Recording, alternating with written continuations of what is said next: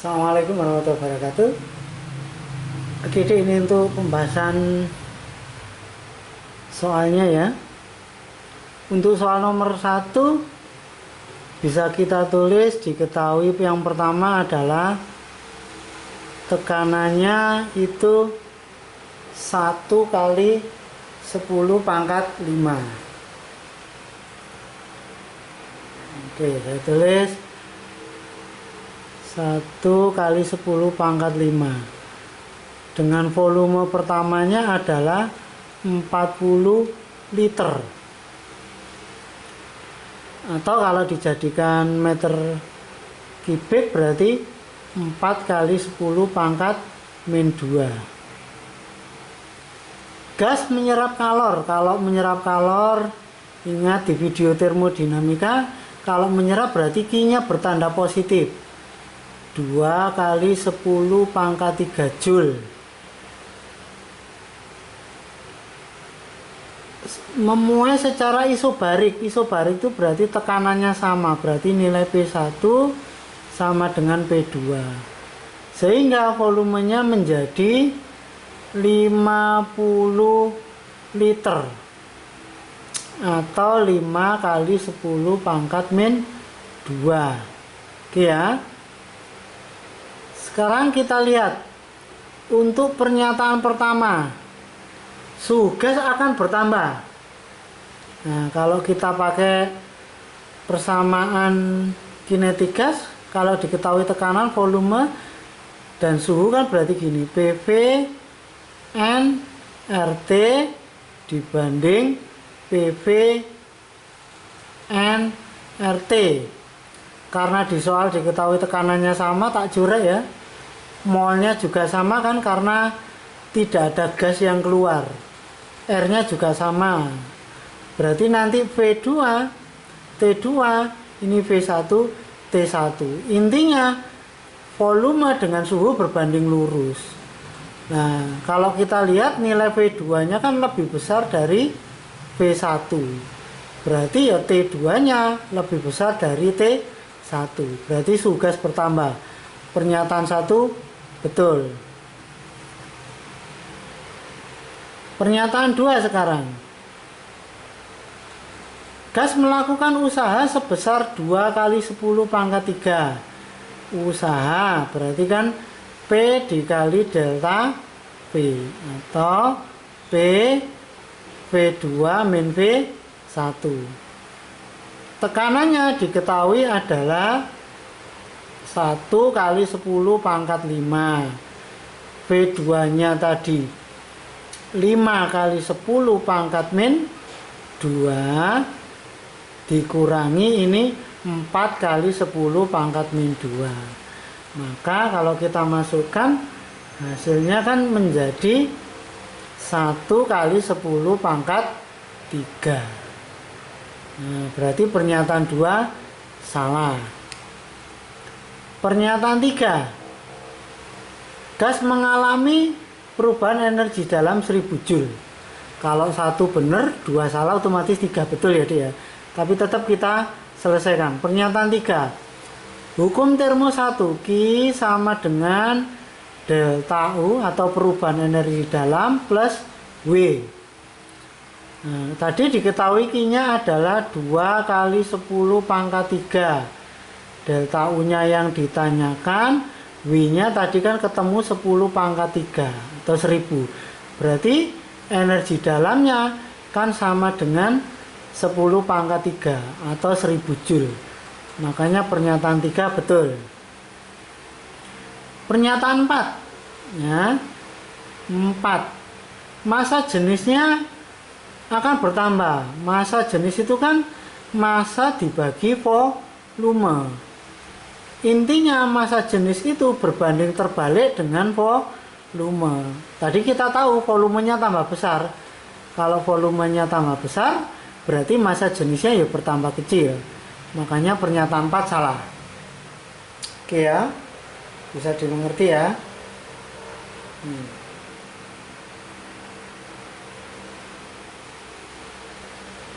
Oke, soal berikutnya. sebuah tangki berisi penuh gas nitrogen. Nah, saya tulis massa yang pertama adalah 40 kg.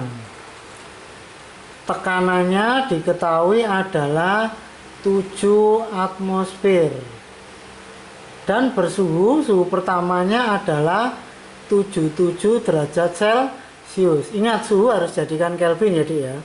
Berarti kalau ditambah 273 hasilnya adalah 350 Kelvin.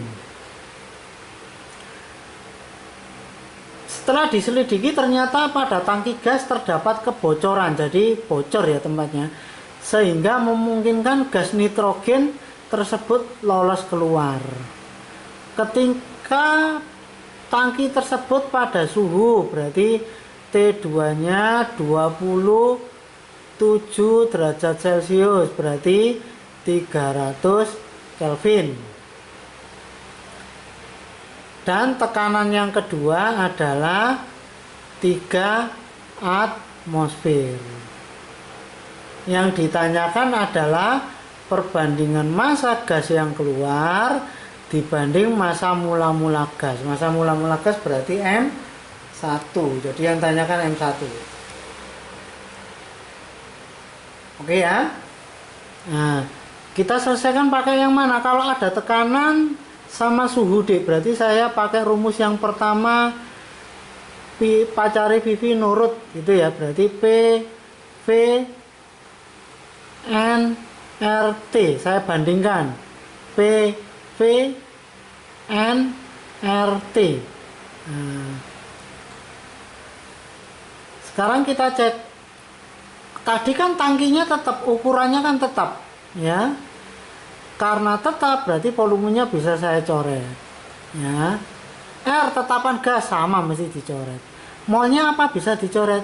Tidak bisa, molnya akan berbeda. Karena apa? Gasnya bocor, ada yang keluar.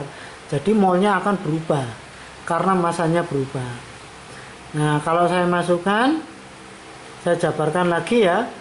Mol itu kan berarti gram per mr dikali T dibanding gram per mr dikali T. Untuk mr nya sama karena kan ini hanya massa satu molekul dari gasnya sama. Nah, oke, berarti ini bisa tak tulis gini, P2 gram itu berarti massa ya, Dik. Saya tulis massa 2 kali T2 dibanding P1 massa 1 dikali T1. Ini ya. Kita masukkan P2 berarti 7, P1 3. Oh maaf, kebalik ya. Tadi P2 nya adalah 3, P1 nya 7. M2 nya yang kita cari, M2 itu berarti massa yang tersisa di tabung ya. T2 nya tadi 300, terus M1 nya adalah 40, T1 nya 350. Ini 7 saya coret dengan ini, berarti kan 50. Nah, nolnya ini tak coret, ini hilang. 3 dengan ini hilang, berarti tinggal 4 kali 5. Maka kalau kita hitung M2 nya sama dengan 4 kali 5, berarti 20 kilo. Berarti berapa massa gas yang keluar? Yang keluar itu berarti M1 dikurangi M2, berarti 40 dikurangi 20, berarti hasilnya 20 kg yang keluar. Oh, berarti perbandingannya nanti 20 dibanding mula-mulanya kan 40, berarti 1 banding 2. Berarti jawabannya yang A ya. Ini lanjut soal nomor 3. Oke ya, seperti ini adik-adik sudah mencoba ya. Intinya yang diminta adalah perbandingan momentum PA dengan PB, hubungannya nanti seperti apa. Coba kalau saya masukkan rumusnya momentum. Momentum kan berarti massa dikali kecepatan. Nanti masanya 100 M besar ya. Kecepatan itu kan akar 3 kT per M. Jadi kalau saya masukkan berarti menjadi akar 3 kT M kuadrat per M. M-nya kalau saya masukkan kan jadi M kuadrat. Oh, berarti ini bisa tak coret. Nah, kalau kita lihat di sini berarti hubungan P dengan M itu berbanding lurus. Jadi P dengan M itu berbanding lurus tapi dalam akar. Jadi seperti ini. Kalau tak bandingkan berarti langsung ya, PA per PB akan sama dengan akar MA dibagi akar MB. Oh, berarti bisa kita tulis PA akan sama dengan akar ya MA per MB dikali di sini apa? PB. Oh, berarti jawabannya yang nih. Ya, nomor 3 sudah ya. Nomor 4. Suatu gas ideal mengalami proses ekspansi. Selama ekspansi energi dalamnya tidak berubah. Ingat, energi dalam kalau tidak berubah berarti perubahan energi dalamnya sama dengan 0. Sementara perubahan energi dalam itu kan rumusnya 3/2 N R delta T. Nah, kalau sama dengan 0 berarti nanti delta T nya ini deh yang sama dengan 0. Artinya apa? Berarti suhu pertama dengan yang kedua sama. Oke ya. Nih. Sekarang kita lihat soal itu. Bila awalnya tekanannya, jadi diketahui P1 nya adalah 1 kali 10 pangkat 6. Sedangkan V1 nya 1 meter kubik. Yang diminta yang memenuhi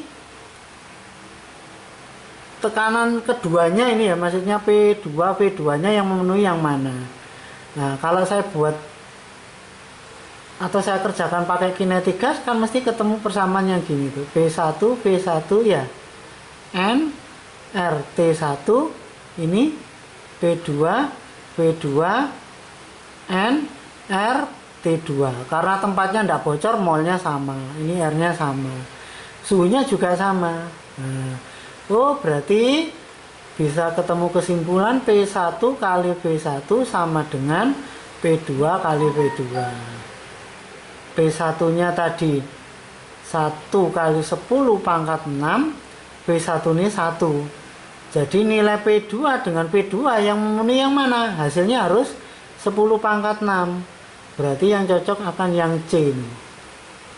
Jawabannya yang C. Oke, nomor 5. Mesin Carnot dengan efisiensi 60% dioperasikan antara dua reservoir kalor. Reservoir suhu rendahnya 27 derajat Celcius. Agar mesin Carnot tersebut daya gunanya menjadi 80%, maka diperlukan kenaikan suhu reservoir tinggi berapa? Itu ya. Ingat di videonya kalau mesin Carnot itu kan bayangkan tubuh kita, bahwa tubuh kita itu makan, setelah makan kan kemungkinannya jadi dua, jadi tenaga dan jadi tembelek kan gitu ya, gimana gitu. Nah, ini yang diketahui suhu rendahnya 27 derajat Celcius, berarti kan 300 Kelvin. Terus efisiensinya yang pertama itu 60%. Jadi efisiensinya 60%. Berapa suhu tingginya? Kalau saya misalkan yang jadi tenaga itu suhu X ya. Ingat efisiensi itu kan tenaga dibagi yang dimakan. Berarti suhu X itu sama dengan T1 60%. Berarti 6/10 ya. Ingat suhu di X ini kan berarti suhu tinggi dikurangi suhu rendah. Jadi T1 min T2 ini 300. Di sini T1 ini 6/10. Kalikan silang berarti 10 T1 min 3000 sama dengan 6T1. Buang ke sana berarti 4T1 sama dengan 3000. Berarti T1 nya 750 Kelvin ya. Jadi T1 nya 750 Kelvin. Nah ini berarti suhu tinggi awalnya 750 Kelvin. Keadaan yang kedua diminta efisiensinya jadi 80%. Pertanyaannya suhu tingginya akan harus dinaikkan berapa? Nah, misalkan suhu tinggi yang baru ini T1 aksen. Yang keluar di sini tetap TX, suhu rendahnya kan tidak dirubah deh, berarti tetap 300 Kelvin. Efisiensinya diminta 80%. 80% itu berarti 8/10 ya. Jadi ingat efisiensi tadi apa? TX dibagi T1 aksen sama dengan 8/10. TX nya kan berarti T1 aksen dikurangi 300, di sini T1 aksen. Ini 8/10. Kalikan silang berarti 10 T1 aksen min 3000 sama dengan 8 T1 aksen. Buang ke sini berarti 2 T1 aksen ya. 2 T1 aksen sama dengan 3000. Maka T1 aksennya yang baru berarti sama dengan 1500 Kelvin. Oh, yang baru 1500. Berarti naik berapa? Dari 750 ke 1500. Betul, berarti jawabannya yang E ya. Yang E. Ini dia. Soal terakhir. Seperti ini. Efisiensinya 20%. Memiliki daya keluaran 5 kW. Mesin ini membuang kalor. Nah, yang ditanyakan energi yang diserap dan interval waktu per siklusnya berapa. Oke, kalau tak gambar tubuhnya lagi, mesin Carnotnya seperti ini ya. Daya keluarannya berarti ini masih daya ya dia. Jadi usahanya itu kan daya dikalikan waktu. Nah, cuma diketahui dayanya di sini 5 kW atau 5 kali 10 pangkat 3 watt. Nah, masih diketahui dayanya. Efisiensinya 20%. Terus yang keluar ini 8000 Joule. Nah, yang masuk ini kan Q1 ya. Oke, dari efisiensi kan usaha dibagi yang dimakan. Berarti 20% atau 20/100 sama dengan W per Q1 ya. W per Q1. 20% berarti kan ini bisa tak coret-coret 2/10 sama dengan W itu kan Q1 dikurangi Q2 berarti kurangi 8000. Di sini Q1. Oke ya. Saya kali silang berarti 2Q1 sama dengan 10 Q1 min 80.000 ya. Silakan nanti dihitung, Q1-nya akan ketemu 10.000. Oh, jadi ketemu ini Q1-nya 10.000 Joule. Lah logikanya makan 10.000 yang jadi tembelek 8.000, berarti yang jadi tenaga berapa? Betul. Yang jadi tenaga adalah 2.000. Nah, tenaga tadi kan sama dengan P dikali T. Berarti ini 2.000. P-nya tadi 5 10 pangkat 3 ya, atau 5.000 ya. Kali T ini 2.000. Dari sini T-nya akan ketemu 2.000 dibagi 5.000. Tak curek. 2/5 atau 0,4. Jadi Q1-nya 10.000, waktunya 0,4. 10.000 kan berarti 10 kilojoule.